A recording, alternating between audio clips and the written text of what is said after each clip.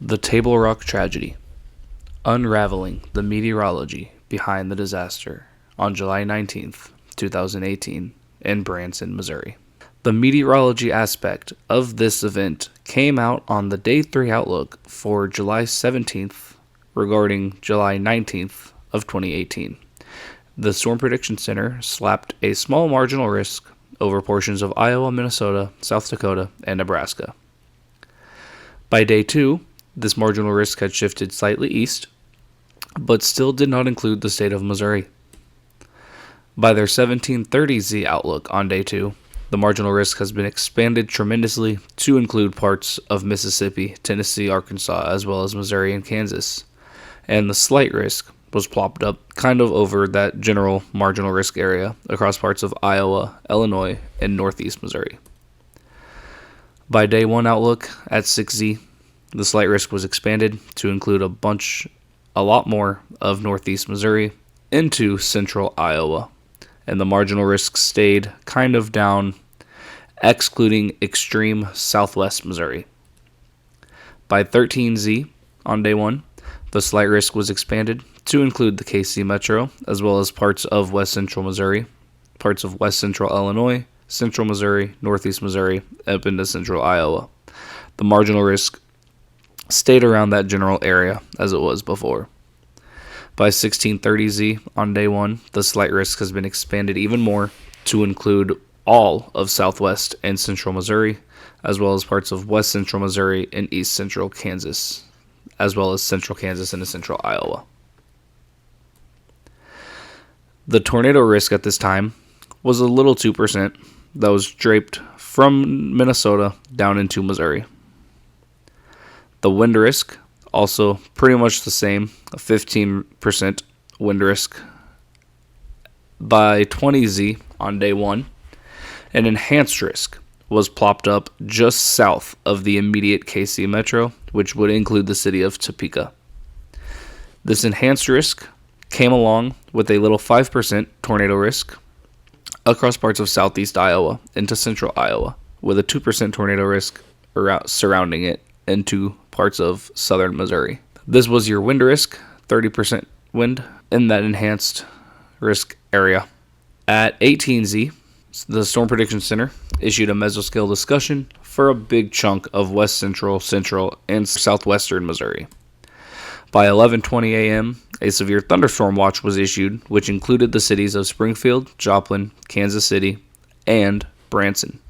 Just a couple hours after that, another mesoscale discussion was posted, this time just west of that severe watch in two parts of Kansas, and a severe thunderstorm watch followed at 12:25 p.m., including Topeka, Manhattan, Concordia, Russell, Salina, and Emporia, Kansas. A couple hours after that, as an ongoing line is commencing, another mesoscale discussion was posted, this time for southern Missouri and parts of northern Arkansas. And a mesoscale discussion was posted for that tornado event up in Iowa. Another mesoscale discussion with a line ongoing across the Topeka area warned for 75 plus mile an hour winds reaching the western KC Metro around 4 p.m. At 7:05 p.m., a severe thunderstorm watch was issued for northern Arkansas in association with a line of storms ongoing across southern Missouri that was expected to cross into the state of Arkansas and continue to produce damaging winds. Here were your storm reports. The enhanced risk was pretty much spot on, with most of the reports happening just west and south of the immediate KC Metro. Very, very big wind event, as well as a pretty big hail event across parts of Kansas and Iowa. And it did appear a tornado outbreak also occurred this day in Iowa. We are not going to dive into that, as this video is strictly regarding the tragedy that happened in southern Missouri this day.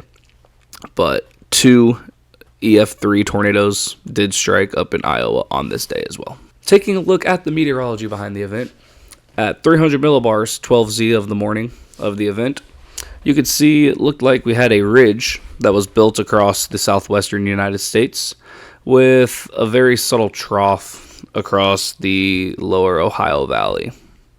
You did have a jet streak kind of riding the top of the ridge. In the Pacific Northwest, that was starting to impede into that severe risk area of Iowa and Missouri. At 300 millibars, you can see here we have some diffluence of the spreading apart of the wind vectors across the Iowa-Missouri border, as well as some broad diffluence across the Kansas, Missouri, Arkansas region as well. At 500 millibars, you kind of have the same kind of setup. You have your little jet, 500 millibar jet, kind of in the area approaching that severe risk area, which is pretty much where you want it. It doesn't look like you have a lot of large-scale ascent. It's all going to come down to kind of like mesoscale interactions, it would appear. At 700 millibars, you have very subtle short waves, probably one right here, maybe one right here as well, that are starting to impede into that severe risk region, as well as lower than 70% relative humidity across most of Missouri and Kansas at this time, indicating dry air in the mid-levels.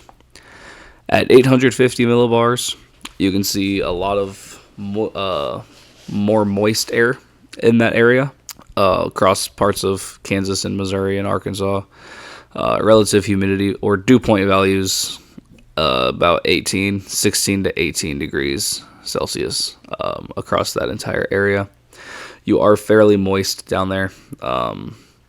It does not look like you have a very shallow moist layer at the surface. It does look like it goes pretty deep, even into parts of Iowa where that tornado threat is the highest. Your surface at 12Z has a low pressure center, 1006 millibars, pretty much located over the state borders of North Dakota, South Dakota, and Minnesota.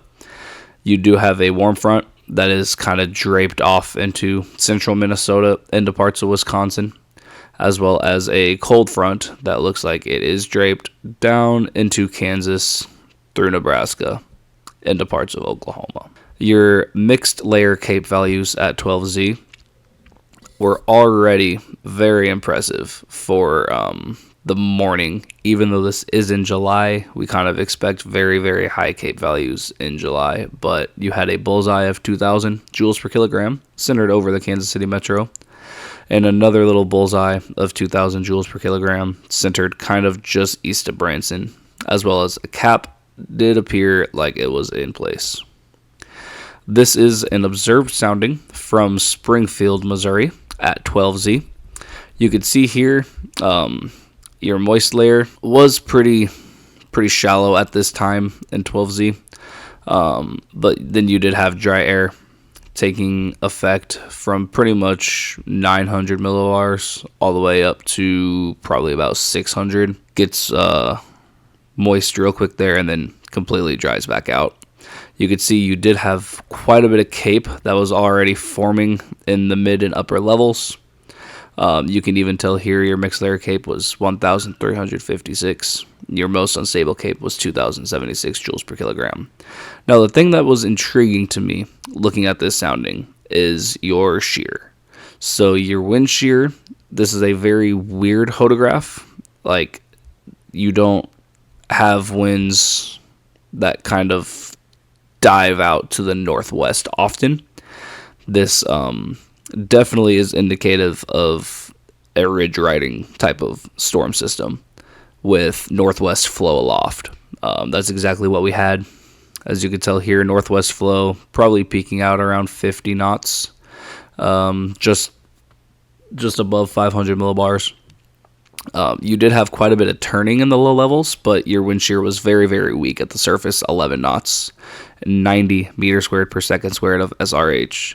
Your storm motion, according to the hodograph, would be diving to the southeast at around 20 knots. We will go into the radar after the meteorology part is done, and we will see exactly how this storm evolved and see if it kind of was expected to hit that part of Missouri. At 18Z, at 300 millibars, you can see that jet streak was starting to impede into the risk area, including parts of northern Missouri and southern Iowa.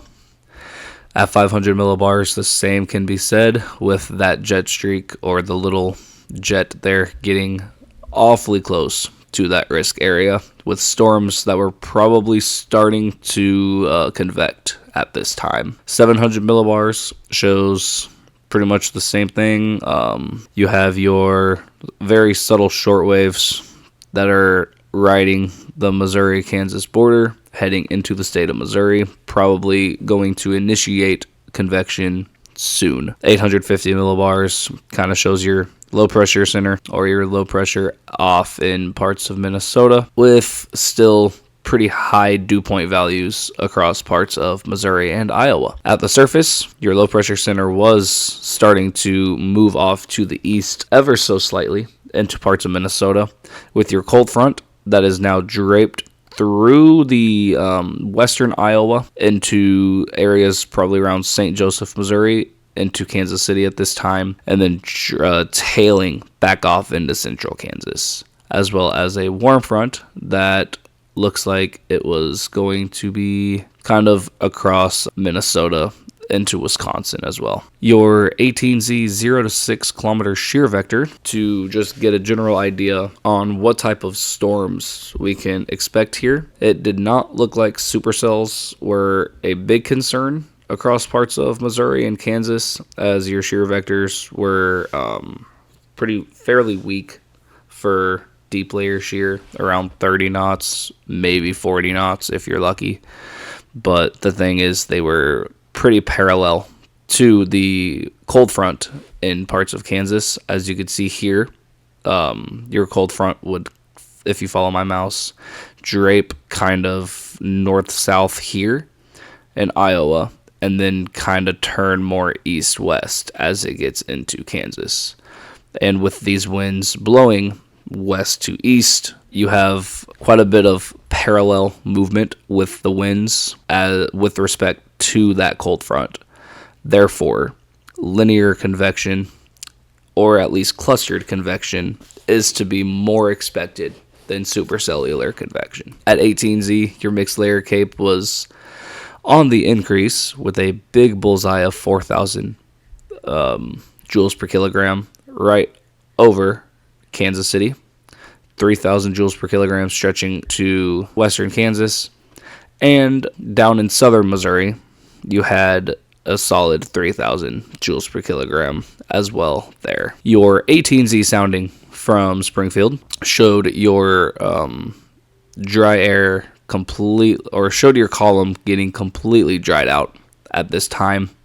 Your cap was pretty much completely eroded at the surface. However, you did have a little cap right here around 1 kilometer up. Your LCL was not completely ground scraping due to that cap in place, so it did look like you had kind of elevated storms that would have formed at this time. But your shear vectors, again, were extremely weak in the low levels. 12 knots of shear at the surface, only going to 21 knots of shear from the surface at 3 kilometers. As you could tell by this photograph, you still had northwest flow at this time, and your storm motion would be almost due south at this time. But the thing to note is your cape values were extremely strong here in Springfield. Your surface cape was over 3,500 joules per kilogram, and your mixed layer cape was almost 2,000 joules per kilogram. This type of temperature dew point spread with a dew point of 72 and a temperature of 90, not supportive at all for tornado genesis. This is like 18 degree dew point spread. I mean, you're pushing the upper bound of what you are able to get with the temperature dew point spread for a tornado. I would be very concerned about wind and hail with this type of sounding. Your 21Z surface, I'm not going to go too in depth into 21Z because it's extremely similar to 18Z. Your low pressure center's not moved quite a lot, but it's still draping that cold front through parts of western Missouri into eastern Kansas. Your 0 to 1 kilometer shear vector was very intriguing. You had a a warm front that was still kind of draped in the Minnesota, Wisconsin area, but your strongest low-level shear vector, or your strongest low-level shear, looked to be in parts of Iowa, which is where that highest tornado threat was, and it's very understandable why the tornado threat was up there compared to parts of Missouri. Your 21Z mixed layer cape definitely was on the increase as well. As you remember from that sounding at 18Z, your mixed layer cape was just under 2,000 in Springfield.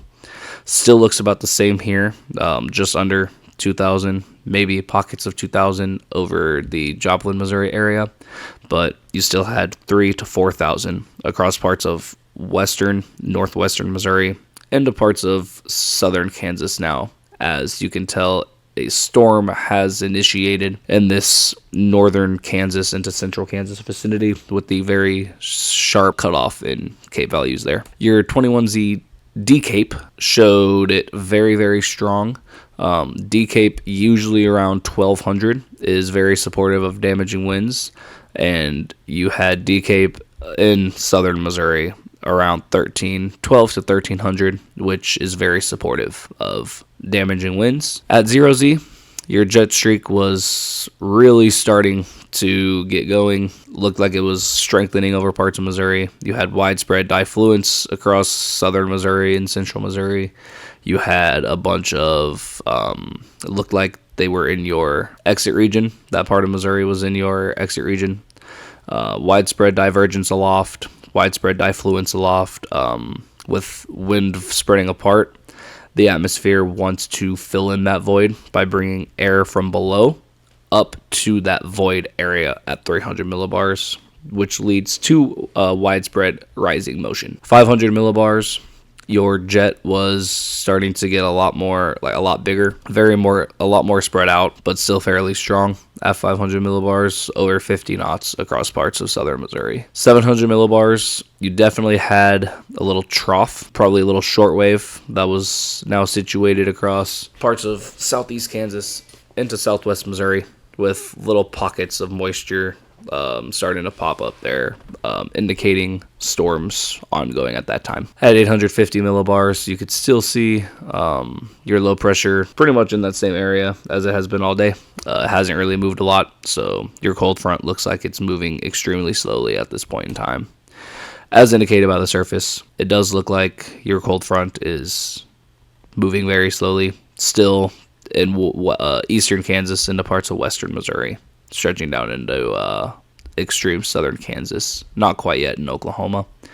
Your warm front definitely looked like it was still across right here, across parts of northern Illinois, southern Wisconsin. Your 0Z mixed layer cape down in Arkansas, you had areas of almost 5,000 joules per kilogram, a big area of 4,000 and 3,000 joules per kilogram, which is probably what prompted that severe thunderstorm watch to be issued at 7:05 p.m. there across northern Arkansas, with known storms ongoing across southern Missouri, moving into that environment with no cap, as well as your D-cape at 0Z.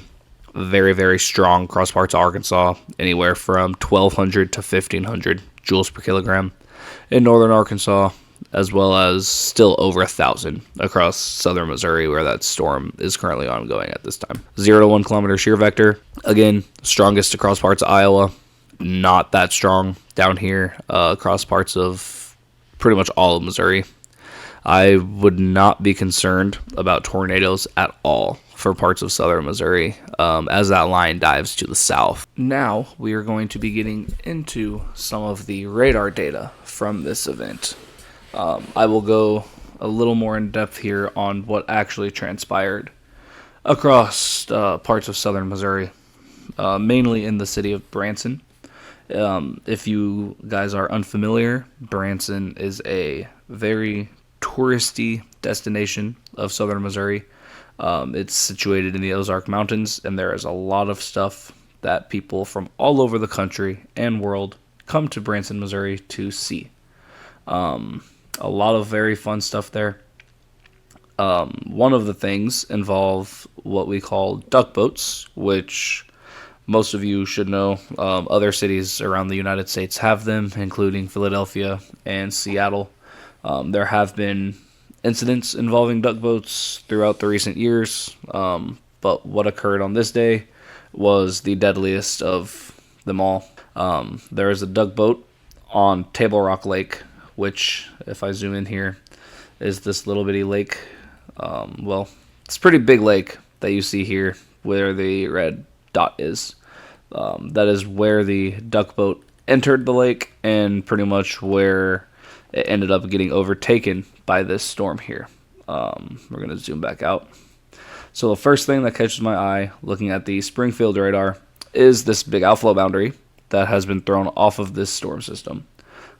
This cluster of storms definitely looks like it is packing pretty strong winds, as it is also outflow dominant. The tornado threat here is going to be very, very low. We're going to continue this in time past 22Z.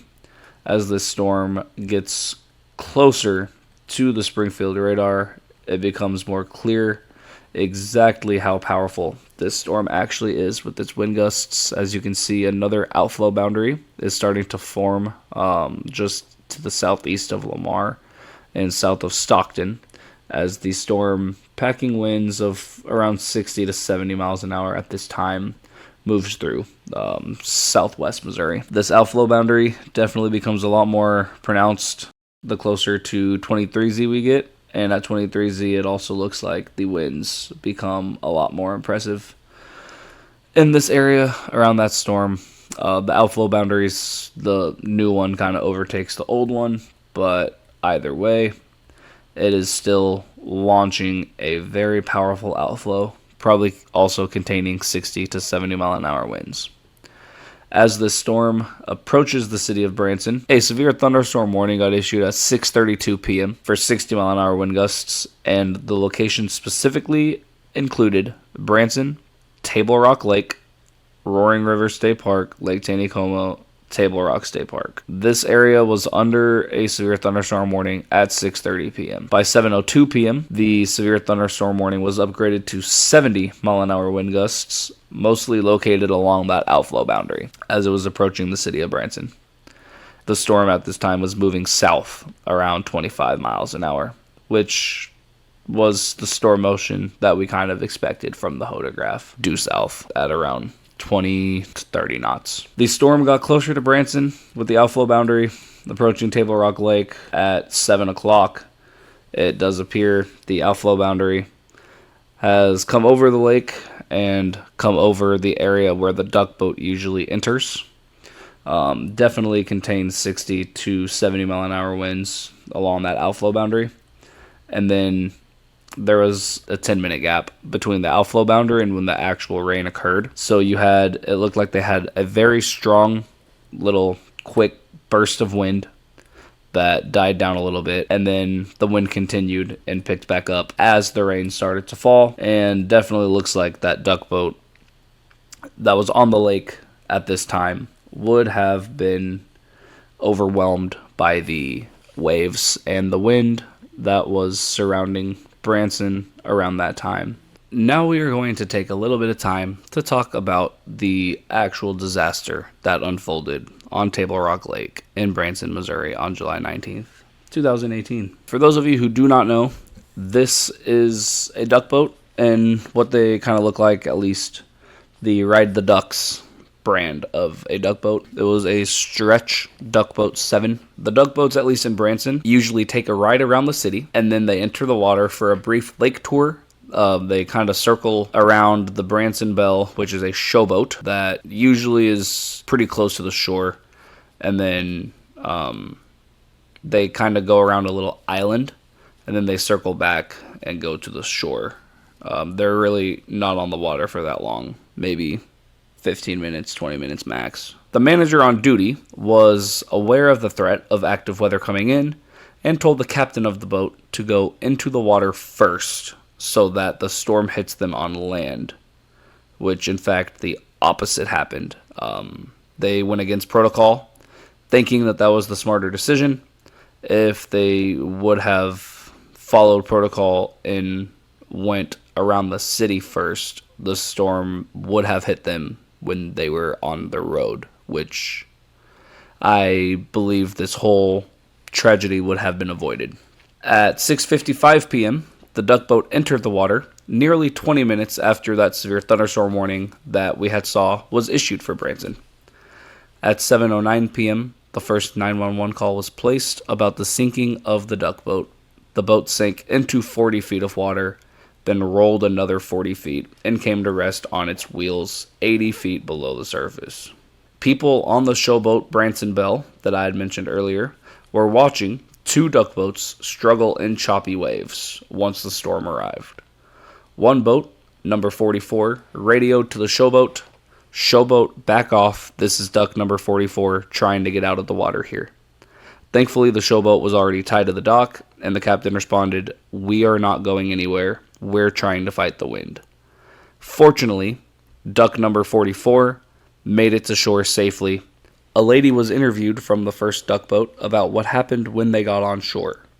She said, "Everyone was waiting. We're like, where's the other boat? Where's the other boat?" We were expecting to see them come out, but nobody ever did. This is a video shot from inside the showboat of that second boat.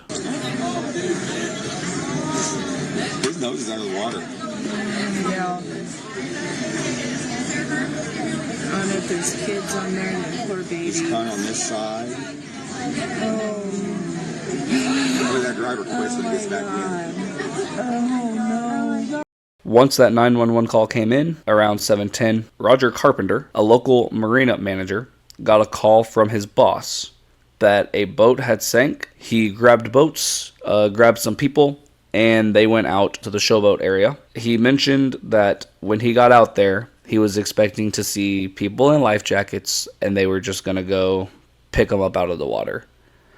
But when he got there, he said his heart dropped, and the only thing that he saw were empty life rings and empty life vests. After a thorough NTSB investigation, they concluded the boat should not have entered the water and should have suspended waterborne operation in anticipation of imminent severe weather. The duck boat captain saw calm winds and waters when he entered the lake, but those 60 to 70 mile per hour winds were approaching the northern end of the lake by that time with that outflow boundary. In all, 17 of the 31 people on board were killed, including 9 members of an Indiana family and the boat's driver. The captain survived. Tia Coleman, a survivor, later said in an interview, "The captain told us, don't worry about grabbing the life jackets. You won't need them." The life jackets were located just above the passengers' heads. None of the victims were from Branson, Missouri, as this is a very big tourist town. They were all from other parts of the United States. Some of them from Indiana, some from Arkansas, some from the St. Louis, Missouri area. A quote from Ride the Ducks Branson, posted a year after the accident, said, "A year ago, an unprecedented storm on Table Rock Lake changed many lives and the Branson community."